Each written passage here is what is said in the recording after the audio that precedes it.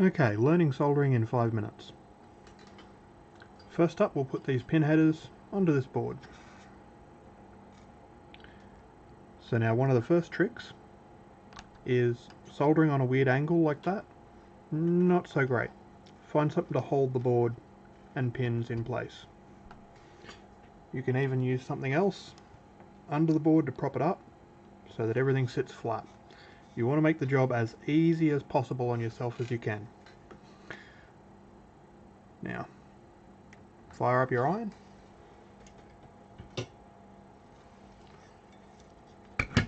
Grab some solder.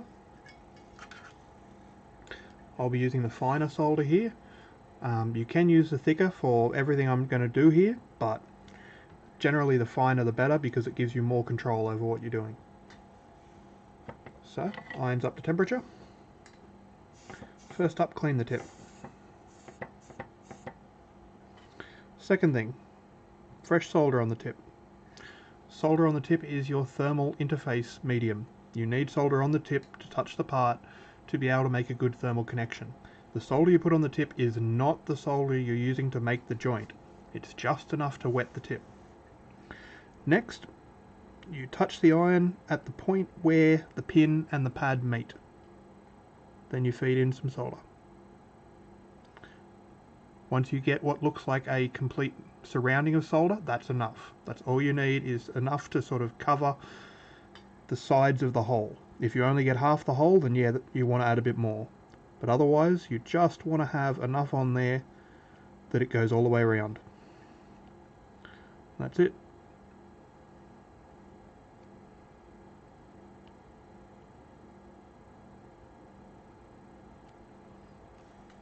Okay. Next one.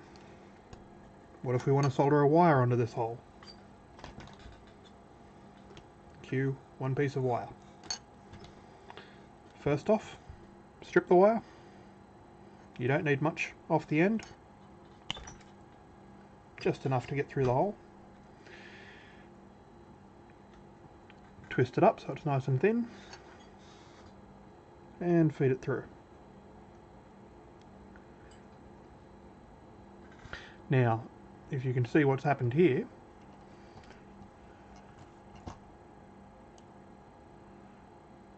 the wire is actually bunched up. Only some of it's gone through the hole, the rest of it hasn't, because the wire I'm using is too thick. Normally what you should do in this case is go find some thinner wire. In my example, I'm just going to do it the bad way, which is separate some of the wire conductors and trim them away.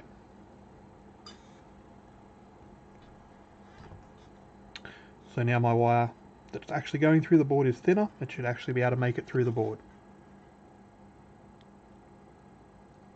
It also helps if you give the wire a slight twist in the direction that you've twisted the wire as you insert it. Make sure it goes in without spreading any strands. The technique from here is exactly the same as the pin.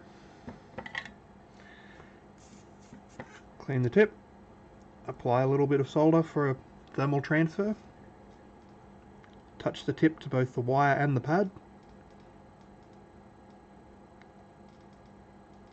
let it heat up, and then feed in some solder. Just enough to make it all the way around the hole.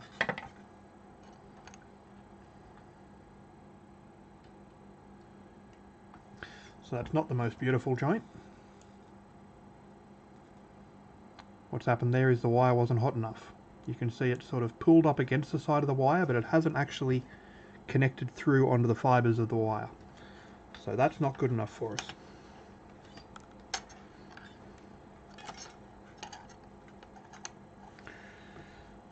This is why having something to clamp your jobs is also very helpful.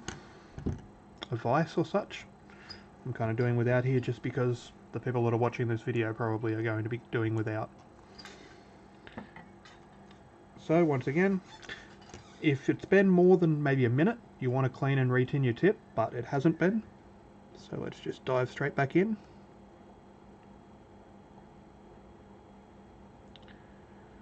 Leave it on there for a little while to get good heat through both the pin and the wire, and again feed in some solder. You can work the solder in from multiple angles on the joint to make sure that it gets good coverage, but you don't want to apply too much. Okay, that looks better. There's too much solder on there because we had 2 goes at it, but that's not enough to worry us. Trim away the excess wire, and we have a good connection. Now, I'll do the other side as well. Same way. Hopefully do a better job this time.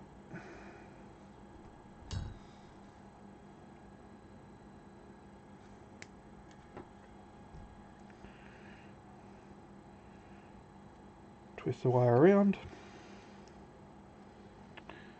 Feed it through the hole, giving it a slight twist as it goes through to make sure none of the fibres get caught. And one fibre got caught.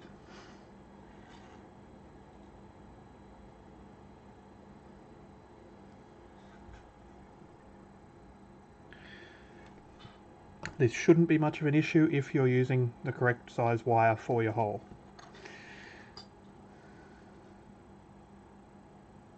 Okay, it's much cleaner. Once again, I'll just weight down the board with something so that it doesn't run away on me too bad. Freshen up the tip.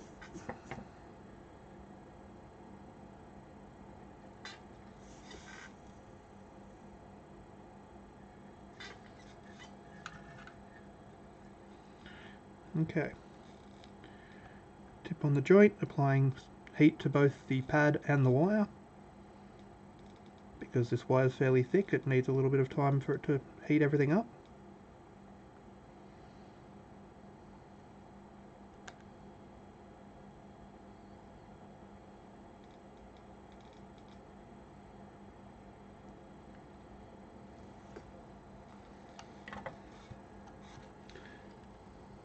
Okay, and then you can trim away the excess wire. You ideally do not want to trim far into the solder. You just want to trim off the wire that's beyond the solder. Otherwise you'll change the shape of the joint and stress the joint, and this can lead to the joint breaking after a while. So you can see there that's a much neater join, much tighter. You can also see the solder wells on each pin are concave. They're sloping inwards, not bulging outwards. This one here is bulging outwards a little bit because we've used too much solder. So try to avoid that if at all possible. Next, I've only got one chance at this, so hopefully it goes alright. But I will solder a surface mount resistor, a 0805, using an iron.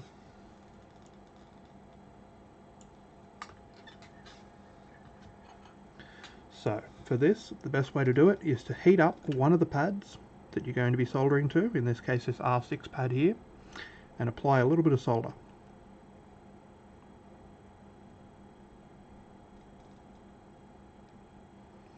Okay, so there's now a little blob of solder on that. Not too much. If anything, what I've put on there is a little bit more than what you need.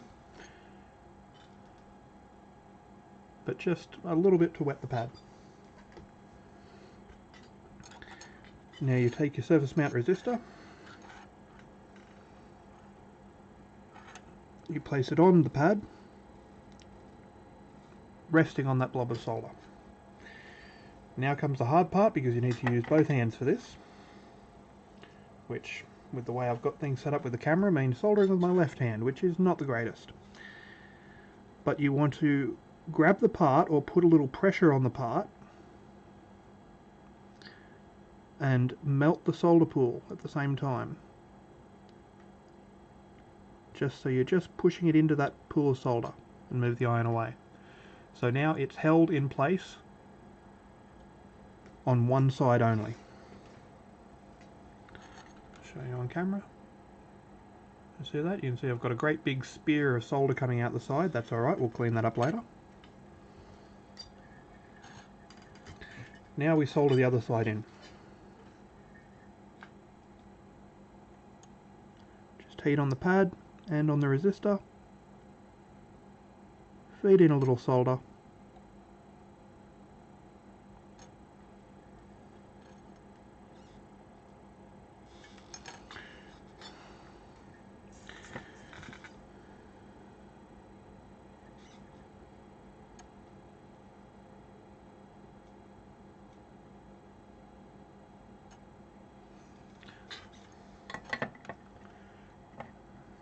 And there we go.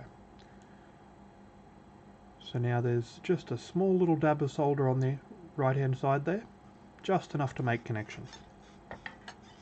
Now for that big spear of solder, clean the tip completely, and since we don't need a good thermal interface here because we're contacting solder, you can just push the iron straight onto it to melt that spear of solder and get rid of it.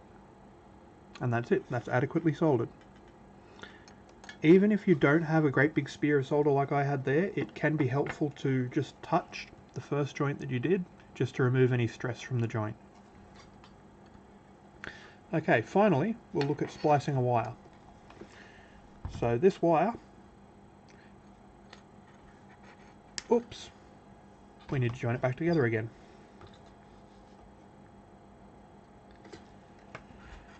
First tip, always strip more than you would think. You want a decent amount of wire to work with. You don't want to have this tiny little bit of wire that you're trying to sort of dab together. If anything, more than that. You want a nice good stretch of wire.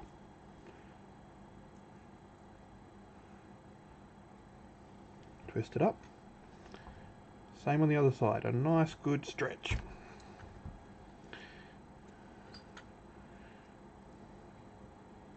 They should be roughly the same length, but it doesn't have to be exact. Now, first step, cross them over like this. Use one side and just wrap it around the wire like that. The other side, wrap it around the wire like that. Now you have that, you want to make a tight little coil. Wrap it around as tightly as you can. Same on the other side. Wrap it around tightly as you can. So now we have a good join, and this in itself, if you cover it with heat shrink, would be a passable join. But we're going to go the extra mile and we're going to solder it together. So, grab the iron. Again, make sure there's a little bit of solder wetting the tip. Apply it to the wire.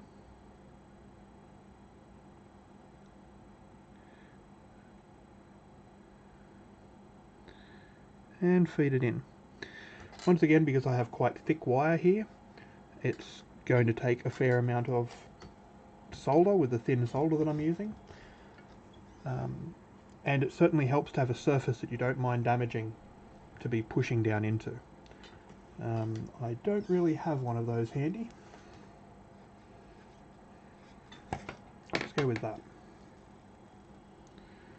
So now I can actually put a bit of weight on the joint to make sure I've got a good connection. And now you will initially need to feed a bit of solder into the tip to sort of form a bead, but then you can start moving the solder itself down lower onto the metal to actually cover the wire.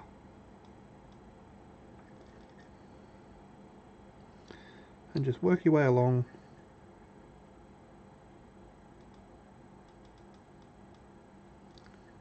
Feeding in some solder at each point.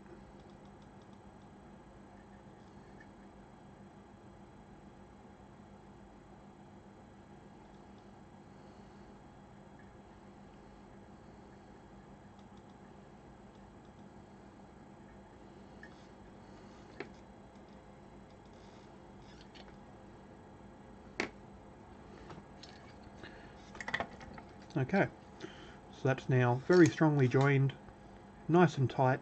If you have some heat shrink over the top of that, it's perfect. Even wrap it with electrical tape is fine. That's the way to splice a wire. Okay, hope you learned something. I'll see you next time.